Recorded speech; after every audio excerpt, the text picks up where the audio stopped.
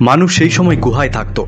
গুহা ছিল তাদের নিরাপদ আশ্রয়। ওখানেই জন্ম নেয় চিন্তা, কল্পনা আর শিল্পকলা। তারা শিকার করত এবং ফলমূল খেত। শিকার করার জন্য পাথর ঘষে বর্ষা আর তীর বানাতো। একদিন তারা বেরিয়ে পড়ল গুহার অন্ধকার থেকে দিনের আলোয়। চারপাশে ছিল বন্য রুক্ষ আর অদম্য ঘাস আর পাথর। দূরে তাদের চোখে পড়ল একটি বাইসন। শিকারীরা হাতে ইশারা করে ঘিরে বর্ষা ছুড়ে দিলেও বাইসন পালিয়ে গেল। দিন কেটে গেল, চেষ্টা চলল, কিন্তু শিকার সফল হলো না। হতাশ হয়ে তারা ফিরে এলো গুহায়। আগুনের চারপাশে বসে তারা শিকারের ব্যর্থতা বোঝানোর চেষ্টা করলো। কেউ বর্ষা ছোড়ার ভান করলো, কেউ বাইসনের মতো দৌড়ে পালানোর ইশারা দিল। কিন্তু তারা বুঝতে পারছিল না কিভাবে নিজের অভিজ্ঞতা একে অপরকে স্পষ্ট বোঝাবে। ঠিক তখনই দলের একজন একটি ছোট পাথর তুলে গুহার দেওয়ালে একটি বাইসনের ছবি আঁকলো। সে শিকারীদের অবস্থান এবং বর্ষার দিকও দেখালো। সবাই অবাক হয়ে তাকিয়ে রইল। তারা বুঝতে পারলো এইভাবে বোঝানো যায়। এরপর তারা কৌশল সাজাতে শুরু করলো। গুহার দেওয়াল তখন চিন্তা, কল্পনা এবং সভ্যতার প্রথম আলোর ক্যানভাস হয়ে উঠল। আর সেখান থেকেই শুরু হলো মানুষের যোগাযোগ, কল্পনা এবং সভ্যতার যাত্রা।